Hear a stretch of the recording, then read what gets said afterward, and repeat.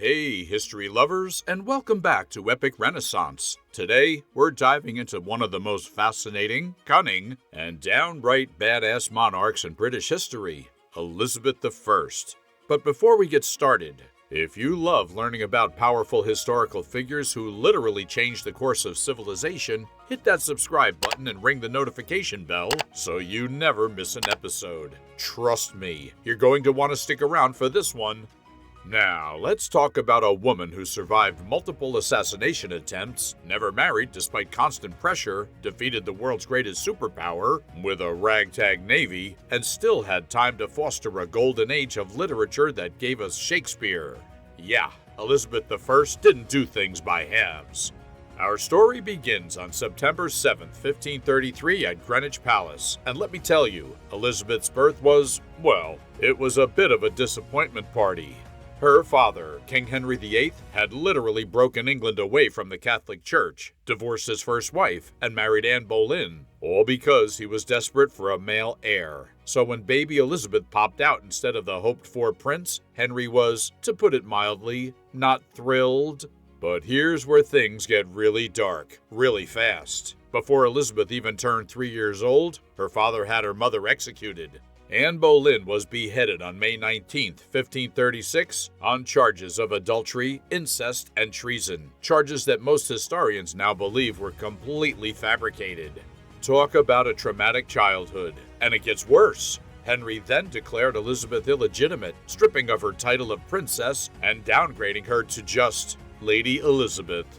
Imagine being a toddler and having your entire world turned upside down. Your mother is executed, your father rejects you, and everyone at court suddenly treats you like yesterday's news. But here's the thing about Elizabeth. Even as a child, she learned to survive. She learned to keep her mouth shut, to watch, to wait, and to never, ever show weakness. Her motto would later become, I see, and keep silent. And let me tell you, she perfected that skill early.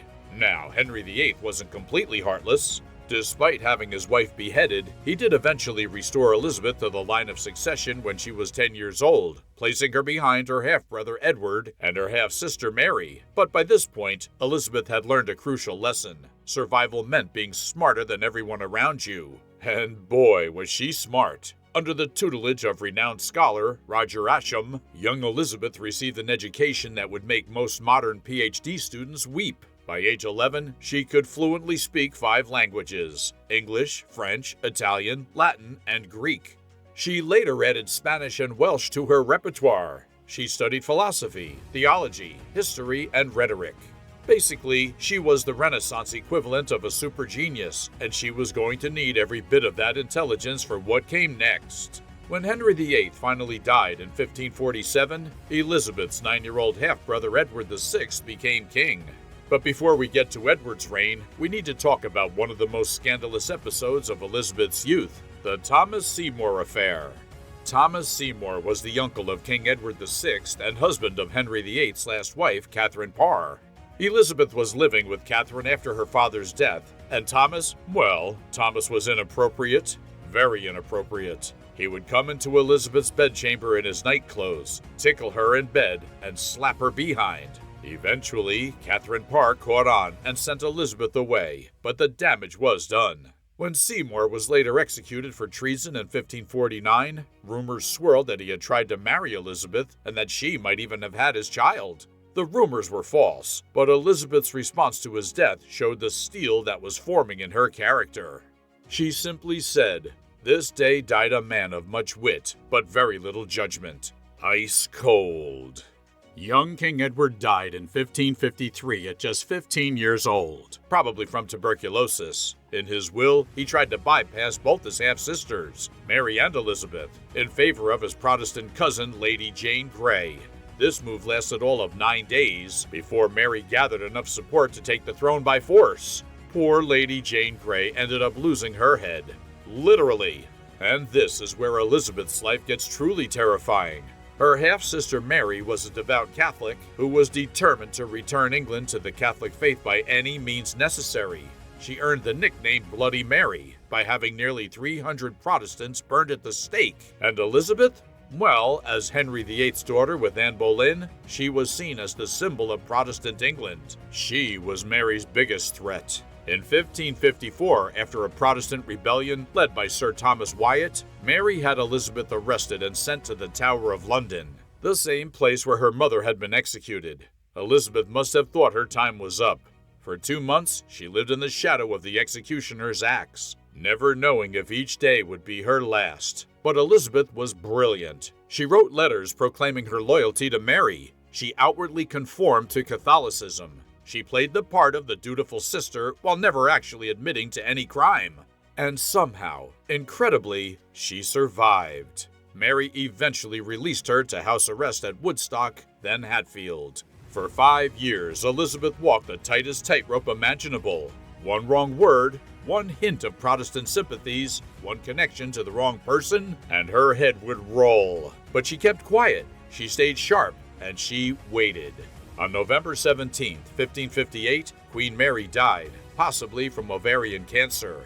Elizabeth received the news at Hatfield Palace, and according to legend, she quoted Psalm 118 in Latin.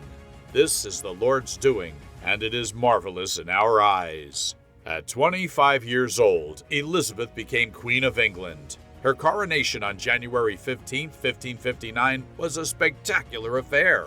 Crowds lined the streets, tearing pieces from the carpet laid down for her to walk on as souvenirs. It was like Tudor-era Beatlemania. But Elizabeth inherited a mess. England was broke. Seriously. The treasury was depleted. The country was divided between Catholics and Protestants, with both sides ready to kill each other.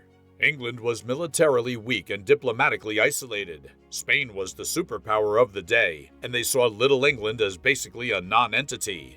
Plus, there was the constant expectation that Elizabeth, as a woman, couldn't possibly rule on her own. She needed a husband, obviously, except Elizabeth had other ideas. One of her first moves was to appoint William Cecil as her principal secretary. Cecil would serve Elizabeth faithfully for 40 years, becoming one of her most trusted advisors. She also surrounded herself with intelligent, capable men who understood that this queen wasn't going to be a pushover. Then came the religious settlement. Instead of going full Protestant like Edward or full Catholic like Mary, Elizabeth chose a middle path.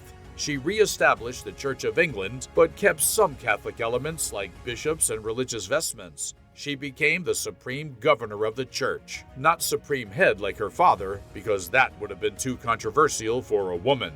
The goal was simple: make England stable enough that people wouldn't kill each other over religion. And remarkably, it kind of worked, but everyone kept asking the same question: when would Elizabeth marry? Here's where Elizabeth showed her absolute genius as a politician.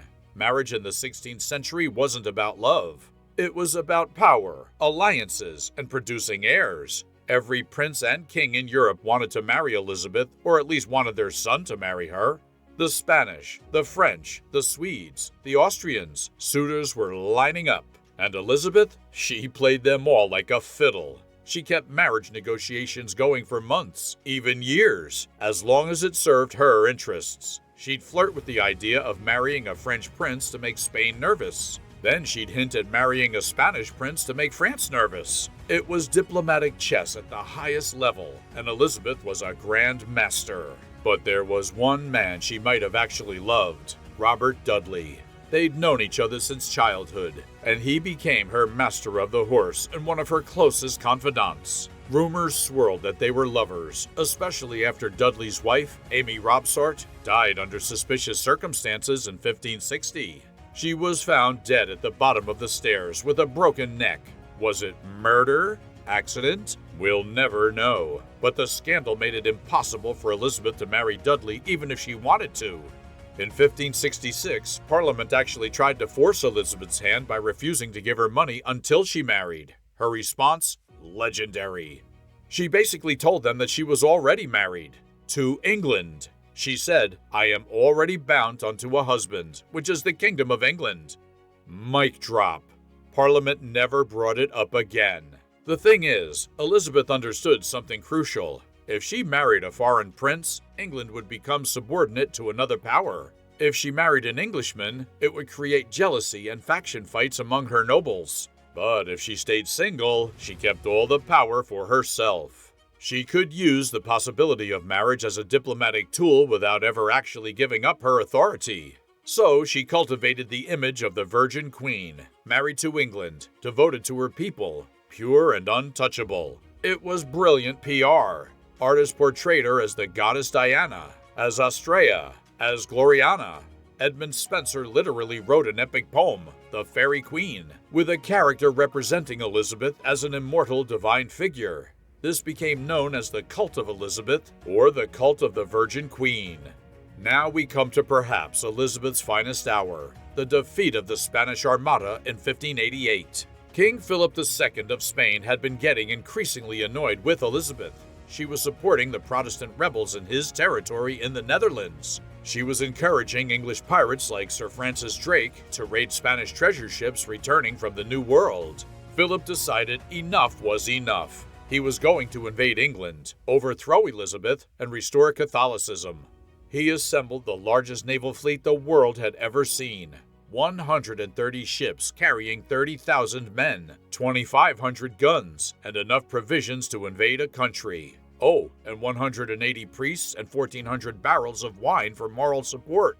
They called it the Invincible Armada.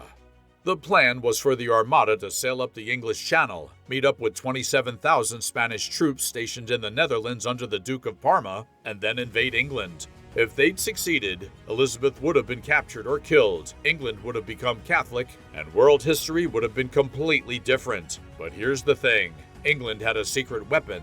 Well, several secret weapons. First, they had Francis Drake.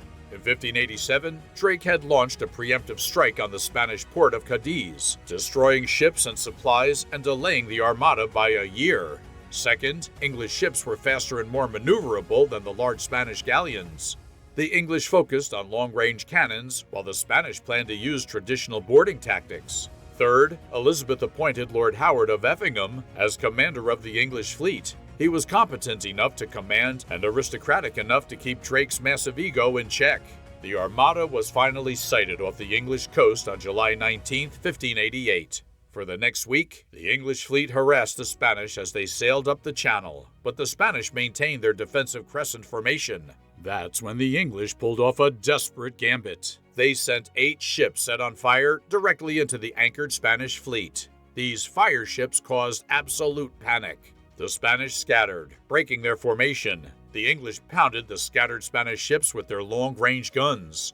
The Spanish tried to regroup, but strong winds pushed them north into the North Sea, away from the invasion forces in the Netherlands. The Armada had to sail all the way around Scotland and Ireland to get back to Spain.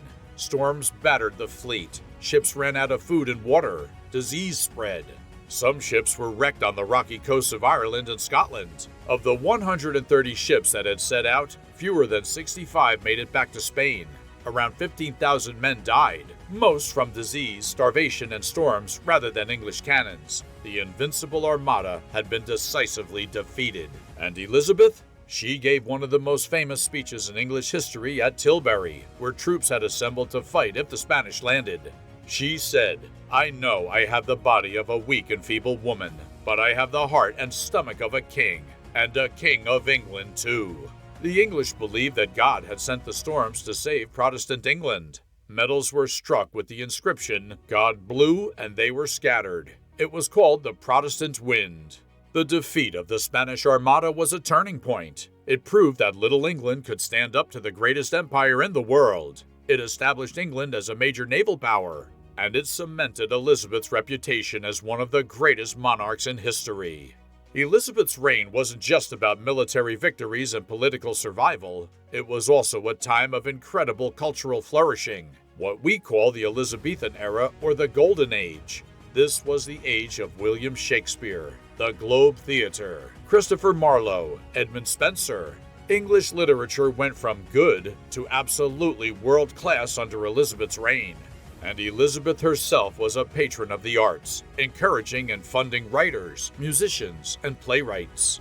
The economy flourished too. Elizabeth cleared the national debt by 1574, and 10 years later, the crown had a surplus of £300,000. She established the Royal Exchange, which became the center of London's commerce. transatlantic trade expanded. English explorers like Sir Francis Drake circumnavigated the globe. Sir Walter Raleigh attempted to establish colonies in the New World. But let's talk about some of the lesser-known, weirder facts about Elizabeth.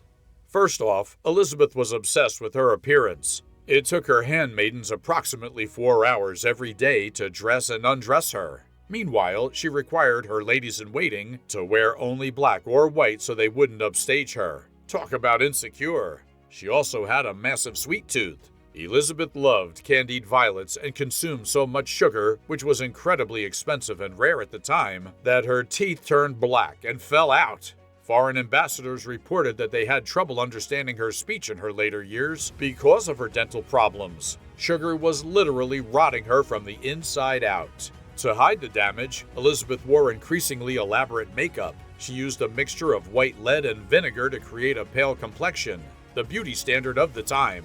Unfortunately, this Venetian ceruse was incredibly toxic and probably contributed to her health problems. By the end of her life, she was reportedly wearing a full inch of makeup on her face.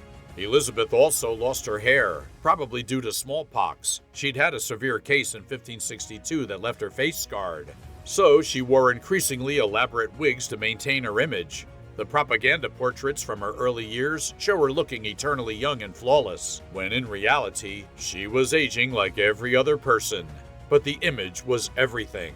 And Elizabeth had a temper. She was famous for cursing and swearing when angry, a trait she inherited from her father, Henry VIII.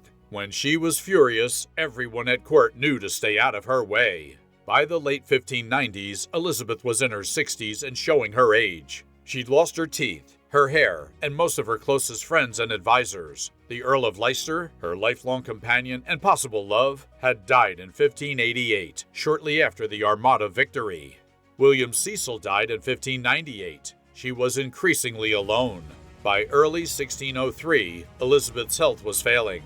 There's a strange story about a ring she wore, supposedly given to her by the Earl of Leicester, that she never removed during her entire 45-year reign. Her doctors insisted it had to be removed, and within a week of taking it off, Elizabeth died. Coincidence? Probably, but it's a hell of a story. When it became clear she was dying, her advisors asked who should succeed her. By this point, Elizabeth couldn't speak, but she reportedly made a gesture with her hands, drawing a circle around her head to indicate a crown, confirming that James VI of Scotland, Mary Stuart's son, should inherit the throne. Elizabeth I died on March 24, 1603, at Richmond Palace. She was 69 years old and had reigned for 44 years. Her rumored last words? "All my possessions for one moment of time," though historians believe this is probably apocryphal. Her funeral on April 28, 1603, was massive. Thousands turned out to watch the procession through London. She was buried at Westminster Abbey. So there you have it, Elizabeth I, the Virgin Queen who changed history forever. From the traumatized toddler who lost her mother to the axe, to the brilliant young woman who survived Mary's reign of terror, to the queen who defeated the Spanish Armada and fostered a golden age. If you enjoyed this deep dive into one of history's most fascinating rulers, and if you haven't already, subscribe to Epic Renaissance and hit that notification bell, because we're bringing you more incredible stories from history every week. Oh, and let us know in the comments, do you think Elizabeth should have married? Do you think she was right to execute Mary, Queen of Scots? And which historical figure should we cover next? Thanks for watching, history lovers, and until next time.